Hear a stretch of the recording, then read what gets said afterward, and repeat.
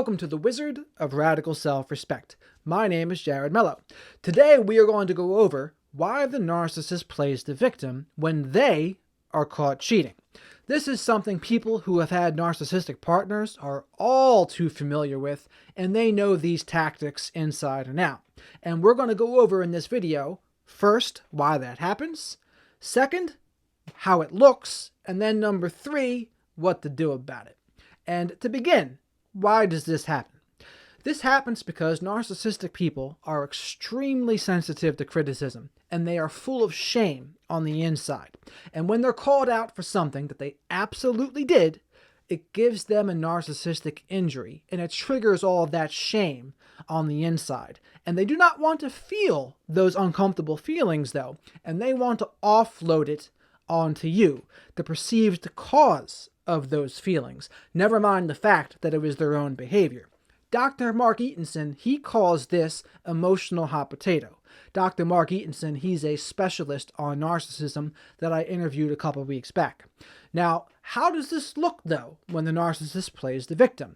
They will flip the script on you and make it seem like it's your fault that they cheated. And they may say something like, if only you spent more time with me, or if only you were more affectionate, I wouldn't have cheated. This is flipping the script and gaslighting, blaming you for their own behavior. Another way this can look is when the narcissistic person will rage at you, and they will try to get rid of those uncomfortable feelings that way, by tearing you down, by bringing up things that you've done wrong in the past, or picking at your insecurities, or picking at your flaws, or, oh, but you do this.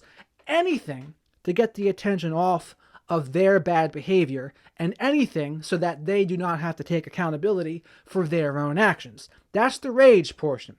Or finally, number 3, it's more of the covert narcissistic playing the victim, where I call it the Eeyore pity party, where they will say, oh, I guess I'm just the worst person in the world. You really hate me now. I'm just so awful. I'm so terrible. And the goal of them doing this is to manipulate how they see you. Or to manipulate how you see them. They want you to feel sorry for them and feel bad for them. Oh, poor guy. It's like the 5-year-old that got his hand stuck in the cookie jar, and they want their mommy to hug them and kiss them and make it all better. That's the equivalent here of what's going on when more of the covert narcissistic person does that. Other narcissistic people can do it too, but generally that's the covert version of playing the victim, where they want to manage your impression of them by acting innocent and weak so that it will trigger your motherly or caring instincts. And basically, it's to avoid accountability, as most of their tactics are. It's to avoid accountability and to manipulate you into not holding them accountable, whether it's the rage card, the playing the victim, flipping the script, anything, so that they do not have to be held accountable. So that's what it looks like. What do we do about it? Generally, if you're dealing with a narcissistic person, the best thing to do is break up.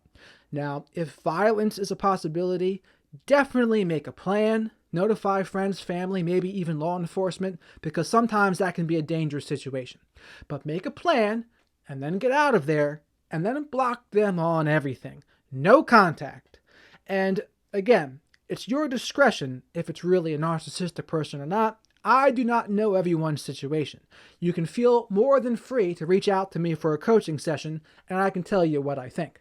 But generally, if it truly is a narcissistic person, and they have cheated on you, and then they pull one of these tactics, not a good sign either way, regardless of what you call it.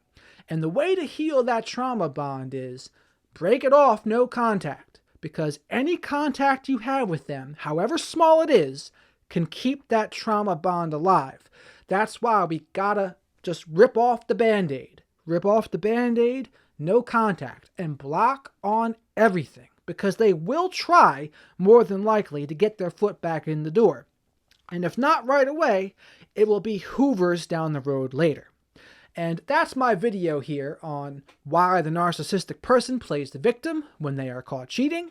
They do it because they're sensitive to criticism, they're full of shame, and when you call them out for something they absolutely did, it will give them a narcissistic injury. And they will do this by either flipping the script on you and playing the victim, or raging at you. And the way they play the victim may look a little different. If it's more of a grandiose type, they'll just try to blame you and say, oh, if only you were more affectionate, if only you spent more time with me, I wouldn't have done this.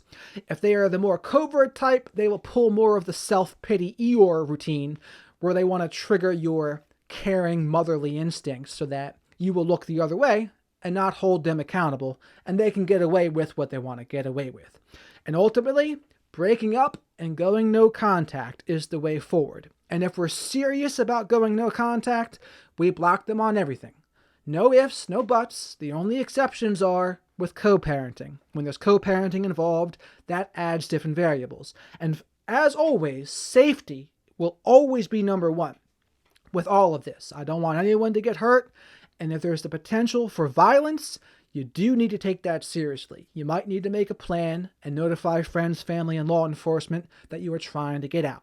But once you're out, block on everything, and each day of no contact, you will get a little better. And each day of no contact, that trauma bond will heal a little bit, and a little bit more, and a little bit more. That's my video for today. If you got this far and you liked what you heard, please remember to like the video, subscribe to the channel if you haven't already, check out that interview I did with Dr. Mark Eatonson. That was about a few weeks back. I'll put that in the end cards here too. And thank you very much for everyone who's been liking, commenting, and subscribing already. Please share this video with someone that you think might benefit from hearing the message. Thank you very much for watching. Have a great rest of your day.